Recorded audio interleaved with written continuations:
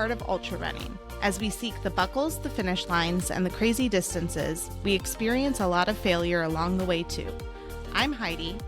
And I'm Michelle, and we're both ultra runners and ultra running coaches who want to know more about the dreaded DNF, how, when, and why they happen, but more importantly, how we learn, we move forward, and we get back up to run again.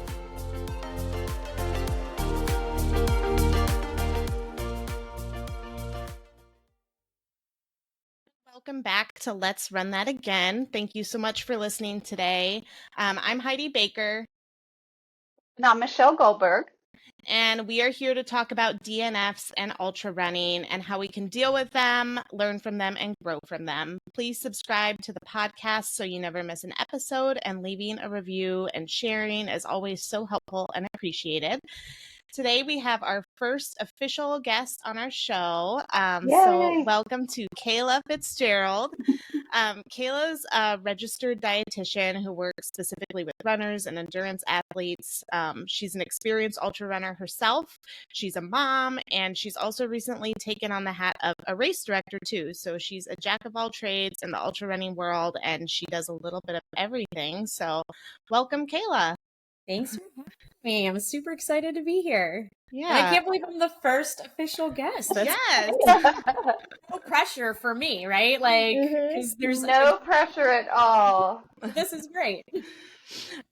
So, Kayla, we just kind of want to start all our guests with kind of giving a little background on yourself, how you started running, you know, how you get into ultra running, for you specifically, kind of how you've taken on this role of dietitian and race director. We just kind of want to know a little bit more about you. Yeah, so I hated running forever. Like, I did track and field in high school for a year, and I threw the javelin, and I was like, whatever, I'm running a couple feet. Like, I sat in my car and waited until they ran the warm-up laps, and then snuck into practice. That's how much I hated running. And then fast forward a couple years, and I was married and had kids, and I was like, I gotta get out of the house, like, alone, do something that's just for me. Because if anybody listening is a mom or a caretaker of young kids, or you've had young kids at one time, like, that beginning phase is so intense. Like, they literally need you to survive. And so, like, that's just a lot, right? And so I was like, I'm just going to put on some shoes and go run, right? Because I'm like trying to get to the gym within the gym hours and pay for a membership, plus hope my husband's home at just the right time, or pay for, I was like, whatever, I can run. I hated it. It took me, no lie, like 3 months to run 1 mile without stopping. Like, one day I was finally just so annoyed that I was like, what is going to happen if you push through this uncomfortable feeling? Like, are you going to die? Like, no, likely no, right? So, like, I finally, like, had that breakthrough day and kind of pushed through. Signed up for my first 5K. It was like a color run on a farm. So Love that. So much fun. And my husband always gives me a hard time because he's like, you said you were going to run a 5K and then you'd be done. And, like, runners know that's right. Usually not the case, right? So I did, I think, a 10K next, and then a half and a marathon. You know, I just kind of kept, like, progressing up and kept falling more and more in love with running. And then I had a really bad first marathon. I bonked like 23 miles in. It was scary, right? Like, we've all had runs where you're kind of like, oh, I feel not that great. Like, maybe I need to eat something. This was like, I was shaking. I could tell my blood sugar was really low. It was scary. I was just eating like whatever I could find. And when was that first one? That first marathon?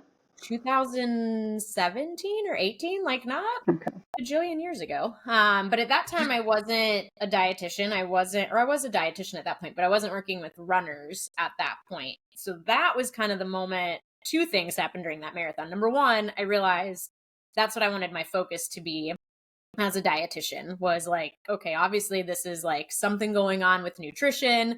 Because, like, most runners, I'm just like, okay, cool. I have a couple gels. I'll drink a little water. Like, I'm doing the things. I'm hydrating and I'm eating. Cool. But I didn't have the knowledge or the intention behind it quite yet. So that's kind of where that came from. It also kind of unlocked this, okay, well, if you can do a marathon, like what's 5 more miles, right? Even though it was like a train wreck of a marathon, I was still like, but I didn't die. I'm not hurt. I'm fine. I will walk again. Like it's, so that was kind of, like I said, twofold. It kind of unlocked this thing like, like I wonder what else I can do, and really kind of led to that decision to be like, I want to learn everything I can about nutrition for runners, because this sucks and I don't want to be here again. And I know a lot of other people that have been in this situation, and it's completely avoidable if you know what you're doing. So that first marathon was a pretty cool experience. Awesome. It sounds like it. It's funny. It sounds like, from what Heidi and I have talked about, all three of us kind of came to running at a similar point in our lives, like with young kids, and just like needing something that was our own, like just for us.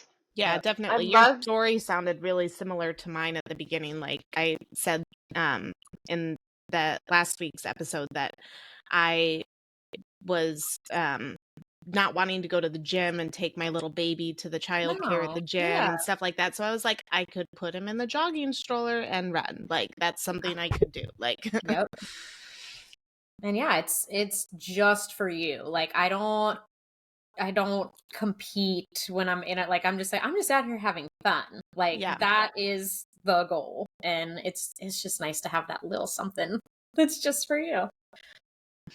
So it sounds like that marathon experience was, like you said, sort of that eye-opener that kind of introduced you to another level and world of possibilities, but also like sparked curiosity and interest in you to learn how to do it better and in a more informed way. So like where did that go then, and how did that become ultra running?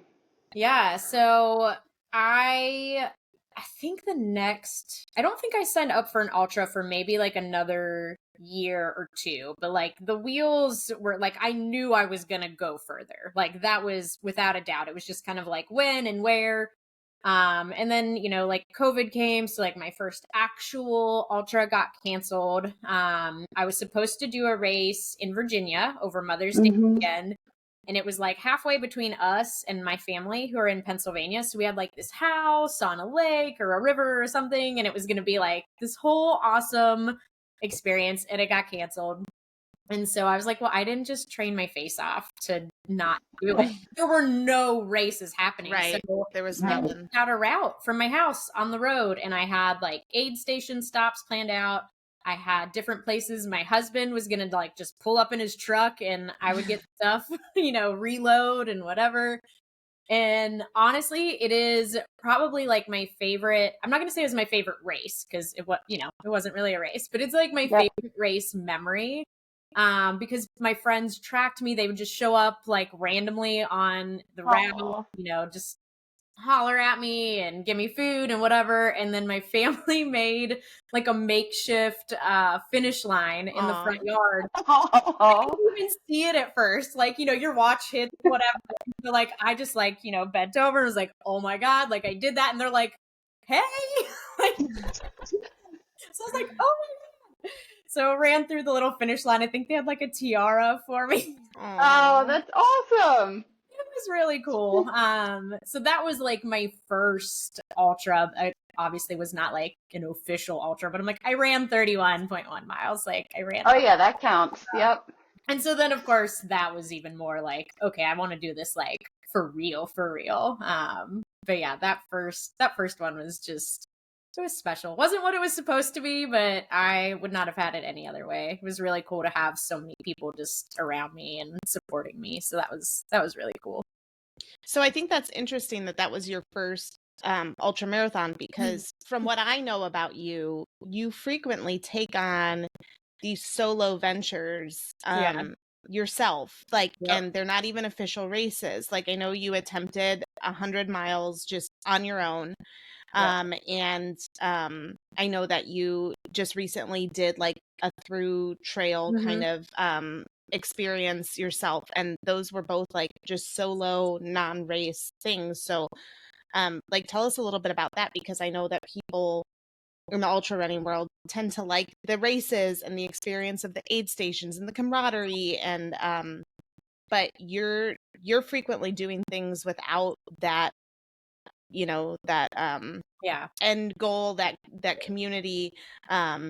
And I know you get that community through your race directing and stuff too, but I just think that's kind of an interesting trait for an ultra runner to want to go do these solo things. So tell us a little bit more about those like adventures that you've done. I never really like thought about that. So you brought that up either, but I think like maybe it's like you said, it's like I do have that community. I do have like I'm have my family, have whatever. So maybe it's like my attempt at still like getting that, like it's just a little something for me, right? Yeah. And like it doesn't, I love races and I will do them forever, but there's also sometimes I'm like, I'm just really well trained right now and I just want to go do something kind of stupid and crazy. Like that's where the 100-miler thing came from. It was like absolutely I'm super well trained right now. Like I had just done my first 24-hour race. And I didn't have any plans for November or December. And I didn't run it like super, super hard or anything crazy. So I still felt really good. And I was like, man, I feel like that could be like a good stepping stone to something bigger. And so I was like, well, we have the Swamp Fox Trail here in Charleston. Like, why not? And I definitely learned that like I needed a little more support. So it was a good lesson because it was, I didn't have pacers coming in or like whatever, people to run with me until like 1 a.m, right. Which meant at that time of year, it's getting dark at like 5, 6 o'clock. So that would have been like a lot of hours in the dark alone. And I don't mind running in the dark alone, but like in a giant national forest like that, as soon as it got dark, I was like, okay, I'm kind of freaking out. When you're really alone too, like there's like it's not like you're in a race and alone, like and there's like somebody who's gonna come follow and make sure you're alive after. Right. Like it's And I mean, my husband were like crewing me, like they would come like every 6 hours and like give me, more water, more food, whatever. But yes, like the race experience of being out there alone is very, very different than like I'm just out here alone. Like even though they knew where I was, people were tracking me, whatever. It just, I don't know. And honestly, in that experience, I'm so glad that I bailed because we had like a crazy, crazy storm that came through that night and like everything was flooded. Yeah. So I was like, I'm really glad I got really scared. But yeah, I think sometimes I'm at a good place with training and I'm like, hey, this is like a good opportunity to see what I can do. And I don't know, there's something about being out in the woods by yourself that is just like, oh, like I love it. 100%. It was kind of the opposite when I did the Art Loeb trail a couple weeks ago. I was like, I don't feel trained at all, but my daughter, I had to drop her off for summer camp. So I was going to be kid free for 2 weeks. And I was just like, I just want to do something like freaking cool. Right. And like Art Loeb has been on my bucket list for a little bit now. So I was like, I'm not really like trained to do this, but let's just see what happens. And it was a super, super fun day. So yeah, I think also as a mom and like, you wear like this like tame I'm a mom hat. So sometimes it just feels good to be like a wild animal. Yeah. Yes. It's like I'm just in the woods and I'm dirty and I'm whatever. And it just feels so good. Yeah. I said that before too. It's kind of like just a button you can press to just be a different person than you are on the day to day. Yes. So I could see you getting into like FKTs, fastest known times and stuff like that, like doing things like that. Has that been on your mind at all?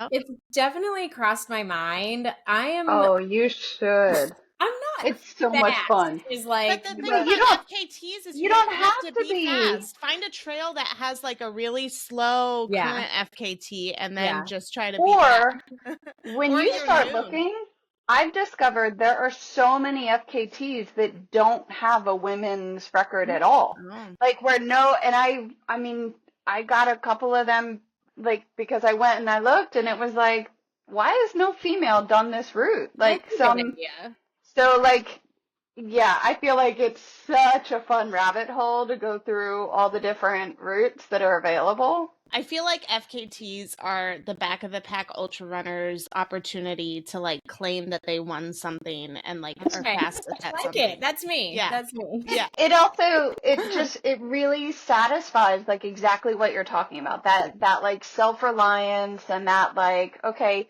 here's this established route. So at least I have an idea of like which way I'm going to head out on the trails.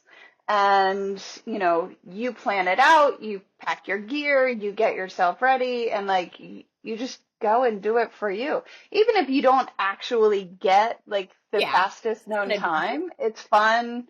It's fun to play with all the different routes. Yeah.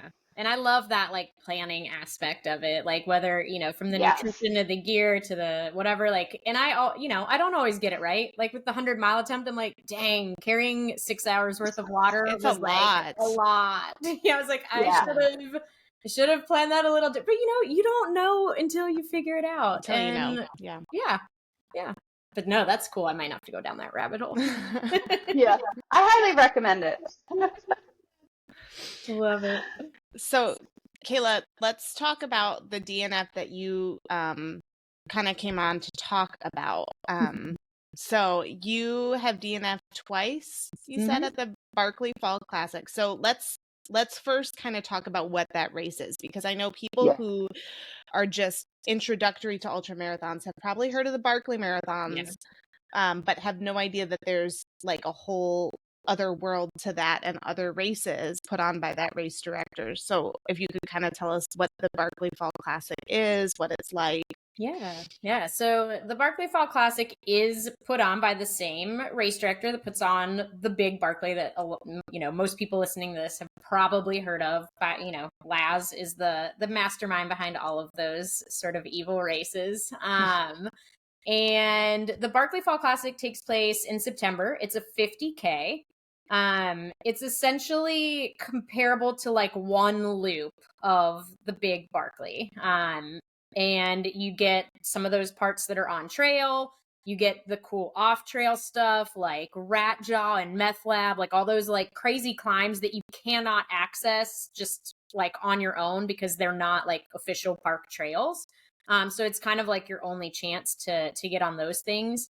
The navigation is not really an issue. You do get a map the day before the race. So like you have no idea what the course is going to be like until the day before when you pick your packet up with the map.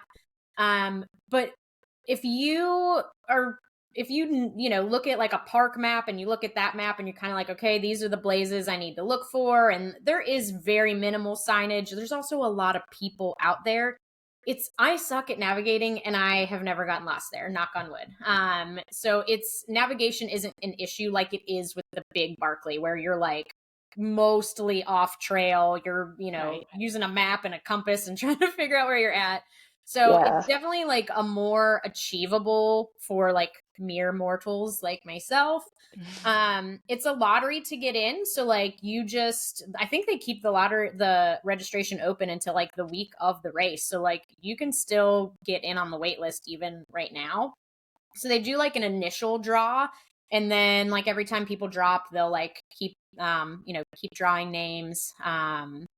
But yeah, it's super fun. It gives you a taste of like what the Barkley Marathons is all about without actually having to do the Barkley Marathon. You got to figure out how to even get into that. You've got to be like the best of the best, or you got to be like that human sacrifice, which I'm always like, I would love to be the human sacrifice.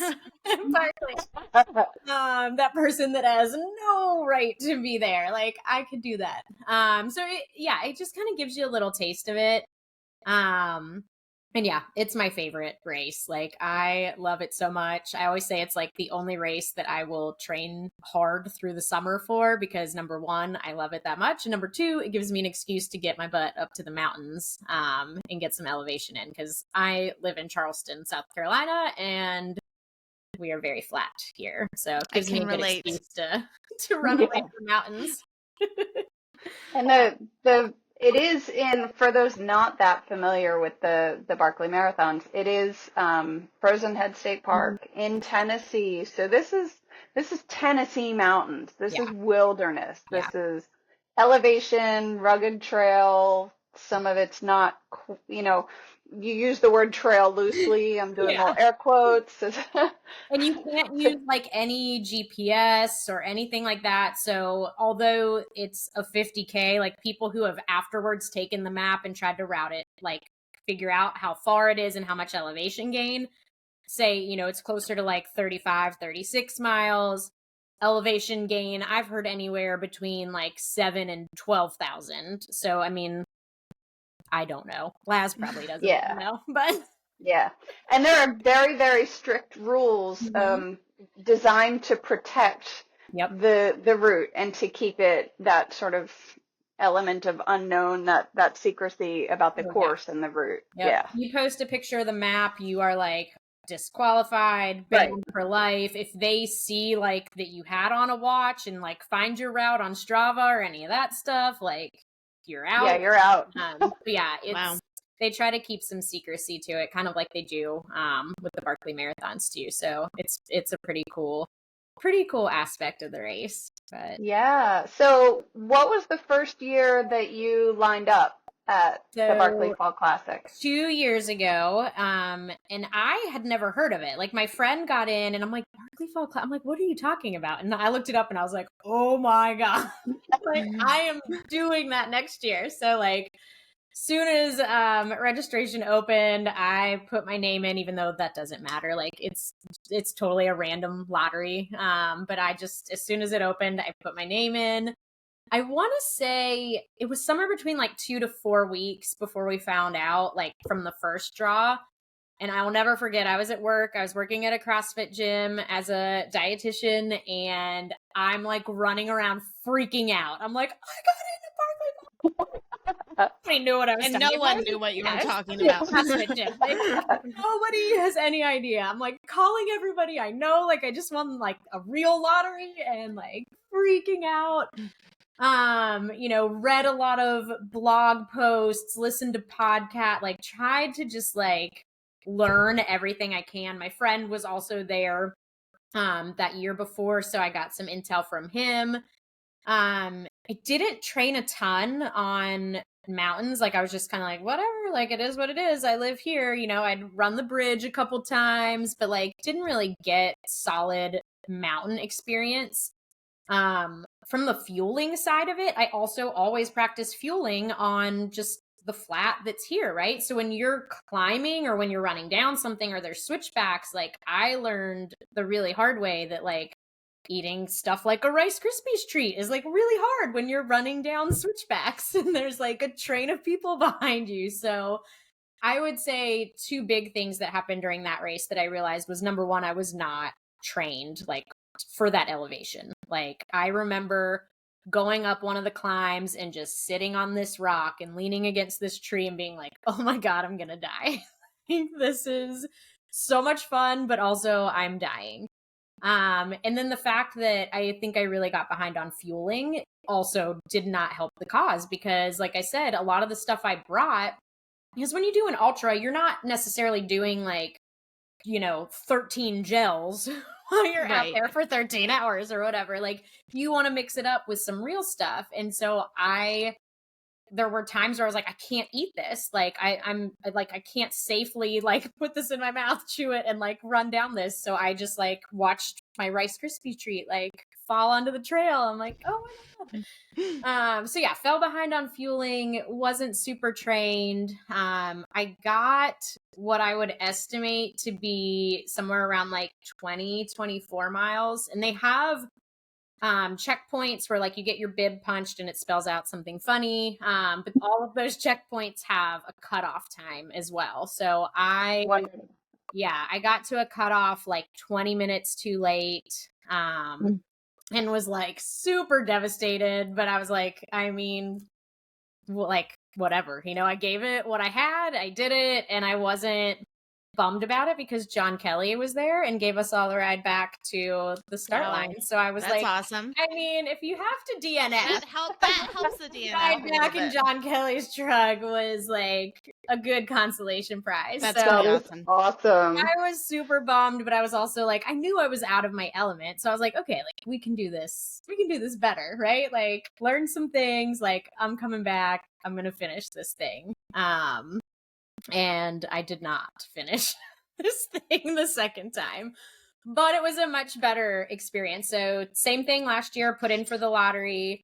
I didn't get in on like the first, so that like even on the original day that they start pulling names, they'll do like a couple in the morning and like a couple in the afternoon and a couple. So all my friends are posting that like, I got in, blah, blah, blah. And I'm like, oh my God, if I don't get in, I'm going to be so mad. So I was getting ready to go to bed, checked my phone one more time, and I was like, oh my God, I got in. Now I'm never going to bed. Like, I'm so excited. And I was like, all right, like, I know what I need to do. Like, I need to get my butt to the upstate, to North Carolina. I need to get some solid mountain training in. I need to play around with different fueling options, like things that are going to be a lot easier to get down without having to like actually chew and whatever. Maybe it's not going to be the most enjoyable fueling plan that I've ever come up with, but like sometimes it just needs to be what gets it done, right? Yeah. And yeah, that really helped. Like I felt last year was so much better. Like I had no stomach issues. I had great energy the whole time. Doing that climb where I remembered sitting on that rock and leaning against that tree, I didn't stop one time. So I was like, Wow. huge improvement. Like, so that was really, really cool. I was like ahead of where I needed to be all day. So I was like, oh my God, like, am I actually going to do this? I'm like feeling really good. And then the rain came. Oh no. And I was probably about 30 minutes to an hour away from doing rat jaw, which for those not familiar with rat jaw, it is literally picture like briars that are above your head, like super thick, not like oh hey, I'm a little blackberry bush, like I will pierce your skin and like rip it open sort of briars with bees and yellow jackets and poison ivy mixed in there too. And I had to go down it. So it had like rained like a good Tennessee mountain hard rain for like an hour at that point. And I get there and I mean, it's a slip and slide. So like you're going down and you're essentially, so everybody wears gloves, like, or people who are smart wear gloves. So you have like these tough, like workman gloves. So you're holding on to the briars, like trying to just slide down this thing that's like a mile, if not more long. And it's like, there are places where you can't, it's hard to stay upright. Like you have to kind of like crab walk down it or just like slowly slide down, and you'd be going down and somebody would be holding on to something that would break loose. So you kind of got to like roll off. Oh, wow. Like it is. You have to look out for other sliding people crashing into you. It is so, those are my favorite parts, but like they are a little terrifying. Like I can't imagine. I remember seeing people post like, this is my first ultra. And I'm like, oh my God. Well, at least you're setting the bar like really high, and everything else after this is going to seem really easy. So yeah, I was doing great. I was on track. I was feeling great. And then that rain just made that descent like so slow, because you have a pile of people that are also there, and like your options of going around them are carving your own path in the briars. Because the good thing about being middle to back of the pack is now there's a path carved through. So yes, they're still on the side, but like what I'm going through is like, you know, cleared well-ish.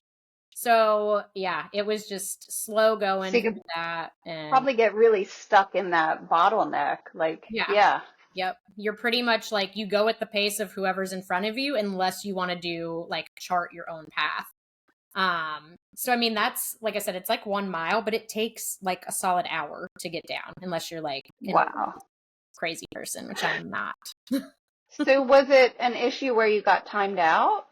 So I did get through that, and I still had time, carried on to the next part. You like go through, there's a old prison there. So you like go, you know, through the yard there, and then you have 2 more off trail parts. So the 3 off trail parts, at least in that year, were like all right together.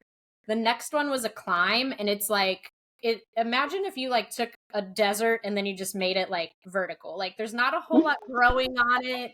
it's just straight up. And then, of course, because it had rained, now it's slick. So, I mean, I was just standing at the base being like, I don't even know. Like, I tried several different ways. Somebody was coming down and they're like, hey, try over there. Like, we had good luck over there. So, I mean, it's not like, oh, hey, I'm running on a trail and whatever. Like, you're legitimately like climbing up something that's like this. So I made it to the top of that.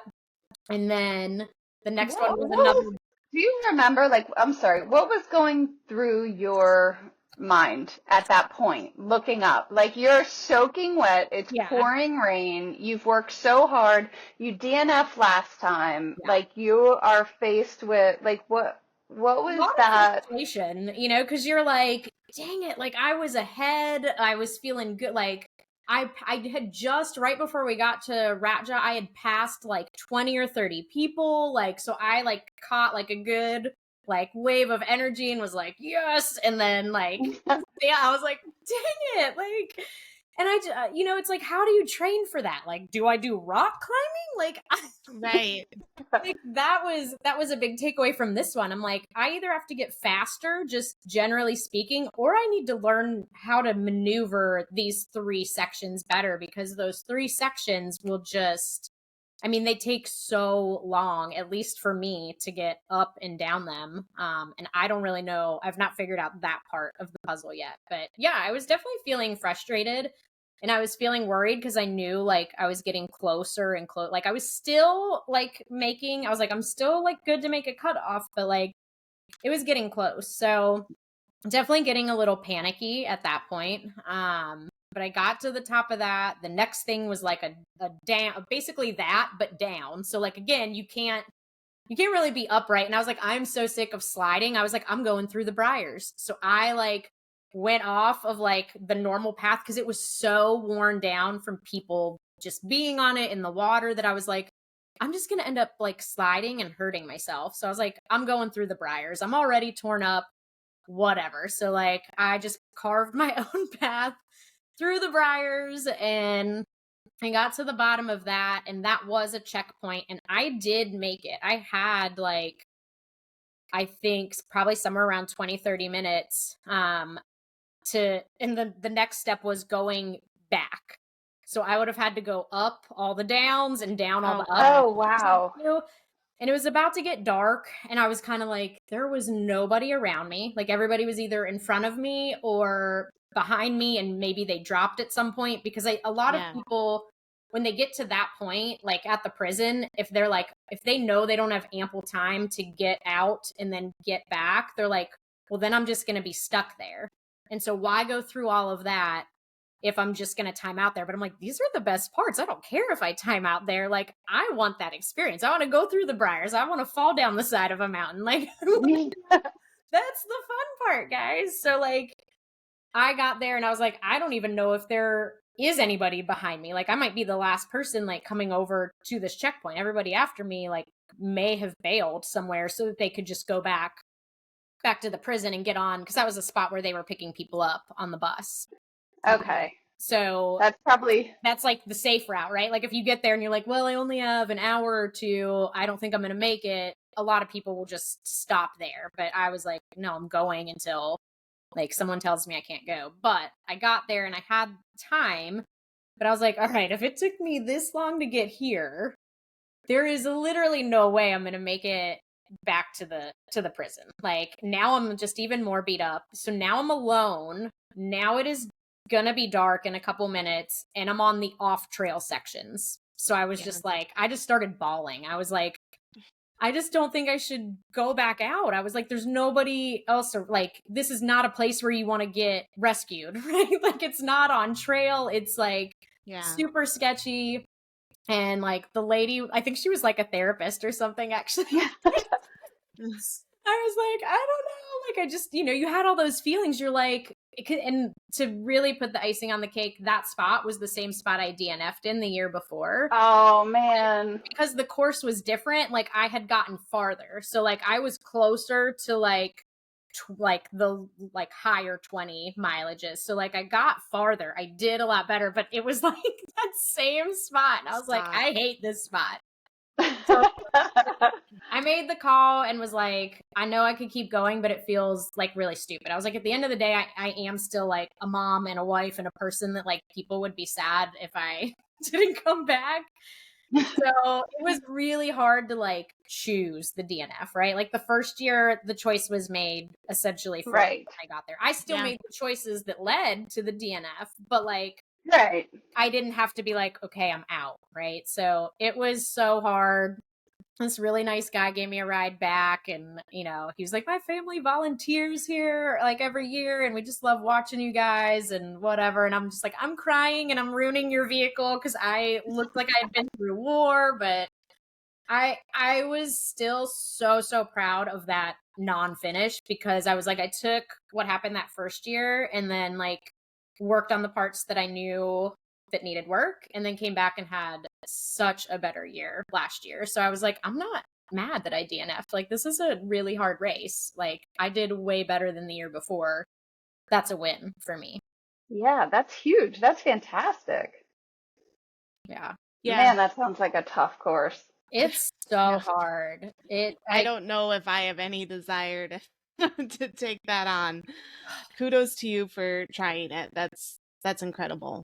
But I think it's interesting, like the way you can handle DNF so differently each time. Mm-hmm. And there is a difference between that choosing the DNF and like having it chosen for you. Like, yeah, right.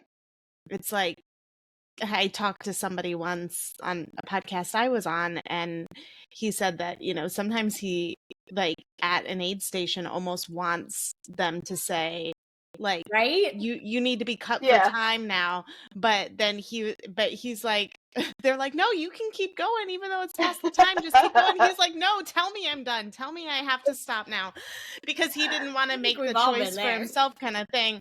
So it's funny how, and I know my DNFs, it's like the mindset in each one is just so incredibly different each time. Like, it's I talked a little bit on the last episode about my DNF at your race, because you're a race director too. Yep. How I was just totally okay. Like, I was like, I've run a 50K before. I do not. I was like, I'm done. I'm not going back out there. It was like knee deep water trudging through. No, I'm good. It's cold. I'm tired. It's the middle of the night. And then like that difference between that and then like a race where you're crying at the aid station, having to make the call like for your own safety to not go back out.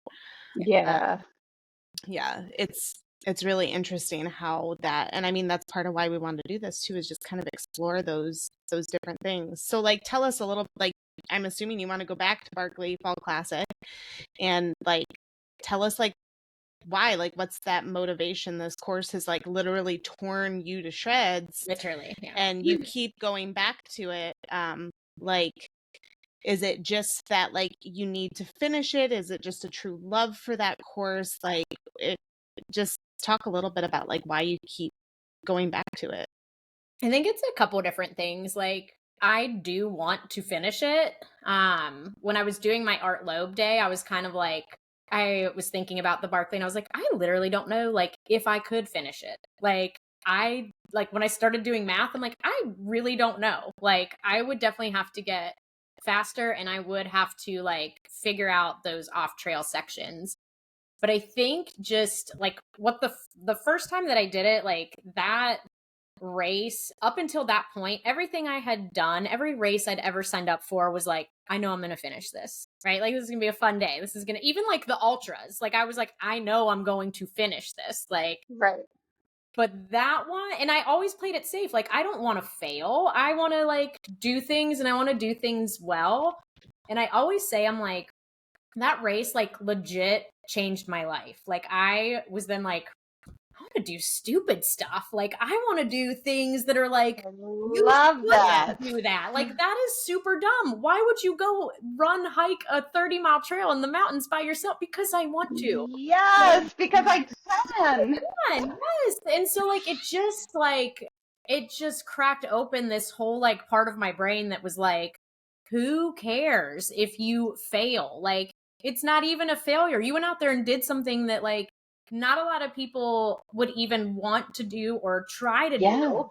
You love doing it, so who cares? Like, just if you, and I don't know, I feel like those are the times when you learn the most. If you're like, cool, I ran a 10K and I PR'd, that's super awesome and should absolutely be celebrated. Yeah. But what about when you were like literally torn up, looked like you had been to war and were crying on the side of the road? Like, you probably went through a lot more and learned a lot more about yourself. I think it also Absolutely. makes it so much easier to deal with like the day-to-day frustrations that come up, right? Because it's like, oh, like I gotta wait in line at this place or whatever, and you're like, okay, like I spent 14 hours in the mountains, dirty and hot and by myself. Like, I'm pretty sure I can handle this line for 5 minutes, you know? So I think it just, I don't know, the DNF, now I like want it. Like, I'm like, that race looks like I can't finish it.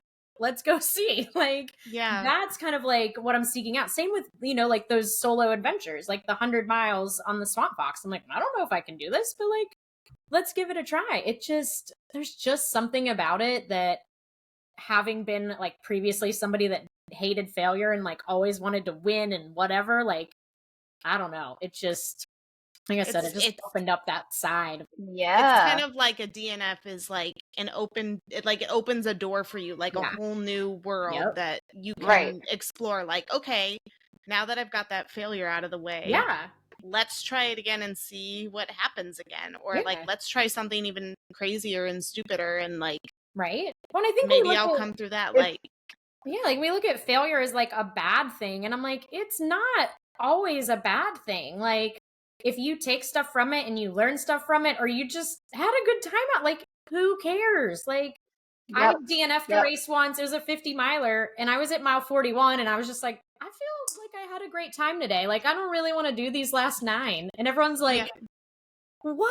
And I'm like, yeah, like, I'm good. I'm done. And like the next day I was like, 0 freaking regrets. Like, I had a good time. I was just ready to go home. Like, I was fine, you know? So like you said, like the DNFs sometimes, like, they're different, but they just, I don't know. I definitely want to go back. I don't know if I can ever finish it, but I do love that course. I love like the off trail parts that literally like tear my body apart. But like, I don't know. It's just fun. It's so, like, the energy that is coming from you right now is so awesome. And it just sounds like each of these experiences has unlocked a whole new level of curiosity. And I kind of hear you approaching this particular race, but also all these, you know, like the big, weird, crazy challenges, like approaching it all like a puzzle. Yeah. It's like breaking it down and like, okay, let's look at the puzzle. Let's look at these pieces. Let's put together what I can identify. What can I improve? What can I work on? You did those things. You came back to the race and like getting that self-satisfaction. Like, yeah, okay, so I worked on elevation. I learned, you know, nutrition tricks that are like course relevant, like specific to the environment I'm going to be in, where you can't have your hands free, you know, because you're holding up yourself in your physical space. But it's like that excitement and curiosity that we hear from you right now is so cool. I love that. I think that's exactly the right mindset to embark on these, you know, adventures with. Yeah. And I think it's like addicted to them at this point. It's one of those things too where it's like you troubleshooted the first year, you came back ready for the things that set you up for failure the first year, and then you came back and you met new challenges, and so now you're going to troubleshoot those challenges. But the thing in ultra running is I don't think anybody can ever crack the code perfectly because there's always going to be, you know, new factors, and so maybe you'll come back the next year and there's a challenge that you didn't even see the first 2 years. That's just something totally different.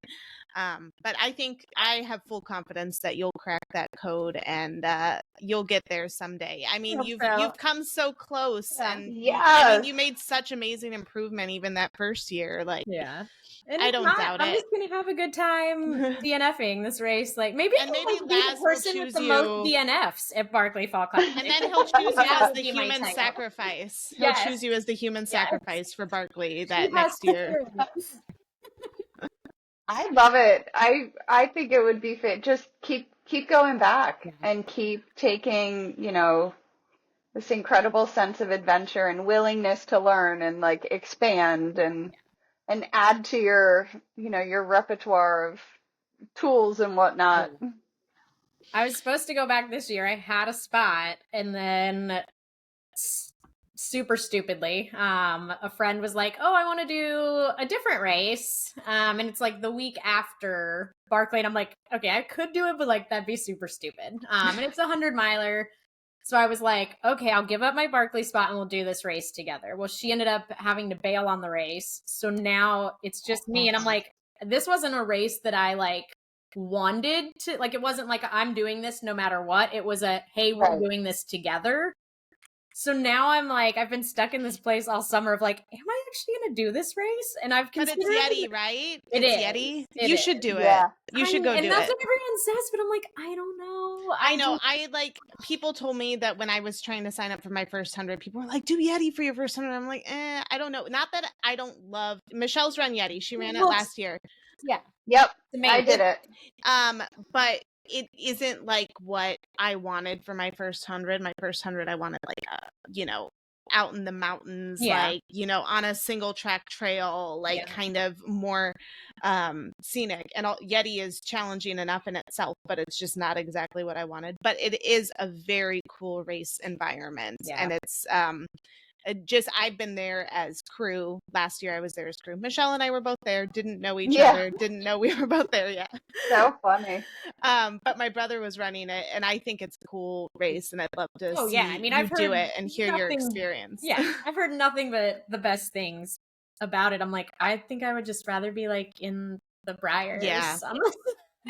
Muddy Mountain. Let me tell you though, the coal rocks on the Yeti Trail, do not underestimate them. Yeah. I had 4 falls in that race, and I still have scars. I now have trail gloves that I I shredded. I mean, my bib had blood all over it. People will say, I'm intrigued now. I've heard somebody say that they've seen more blood at Yeti than they have at like serious intense mountain races, because people underestimate it because they think, oh, it's just down and then up and then down again, and it's just kind of easy crushed gravel trail race, and it ends up like really catching people off guard, especially when they're tired and they're not picking up their feet as much, and like people just fall a lot. Like there's a lot more blood at Yeti than you'd imagine. Honestly, it's This is a great advertisement for Yeti 100. There's a lot of blood. It's fun. The bloodiest. I'm kind of the bloodiest I've seen.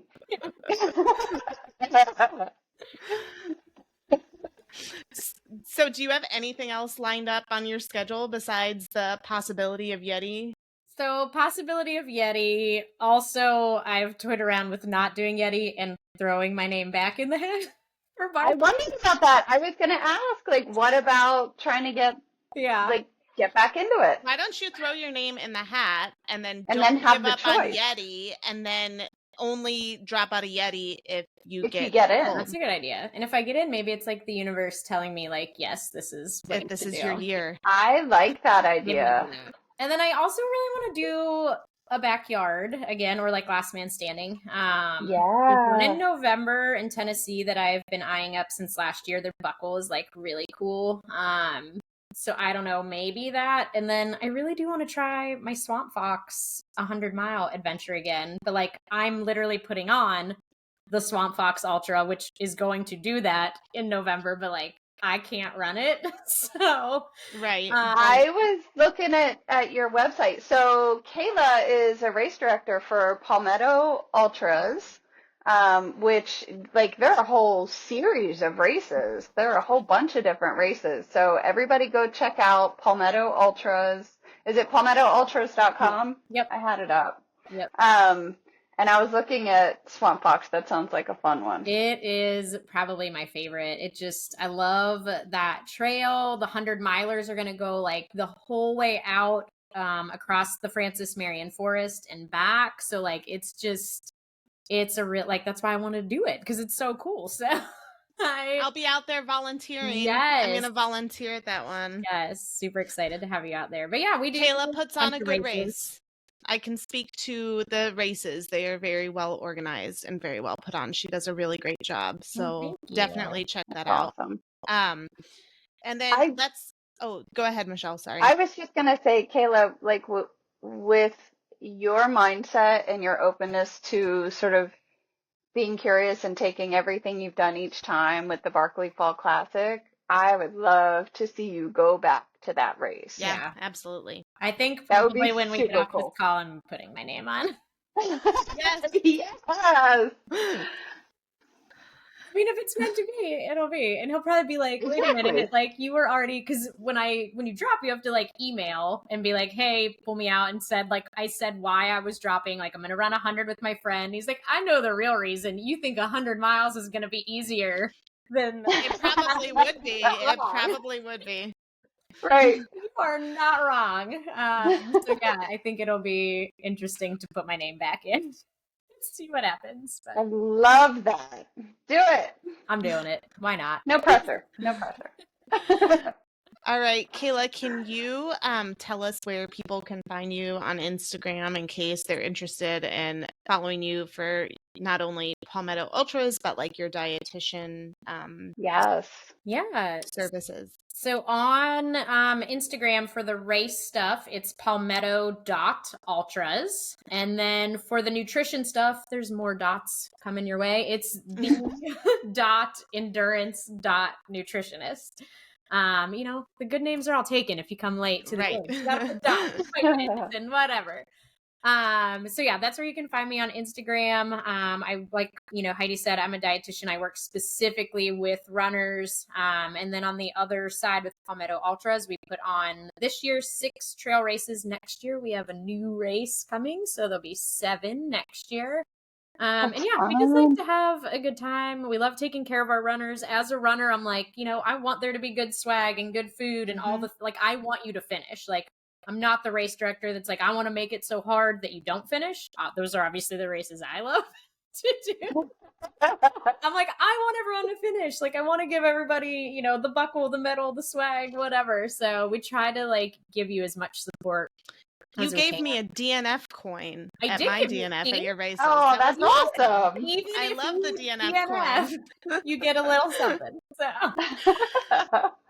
Are the races all in the South Carolina area? Yep, all in and around Charleston area. So I think for most people, if you're coming from like central Charleston, like the farthest race is probably like an hour and a half away from like downtown central sort of Charleston. Cool. Yeah. All right. Well, I will link Kayla's social handles and stuff in the show notes so that you guys can find her easily. Thank you so much, Kayla, for coming on. We really appreciate you being our first guest on here, and we are super excited to see you take on Barkley Fall Classic again, and we'll be following along for sure. Yes, definitely. Let's run that again. I will. Absolutely. So thank you guys so much for listening today. We so appreciate the support from the community. We appreciate your support so much. If you enjoy the show, please remember to leave us a review and subscribe so you never miss an episode. We will see you in a couple weeks with our next guest. Yeah. And in the meantime, just remember to stay curious and embrace the challenges. We'll see you next time.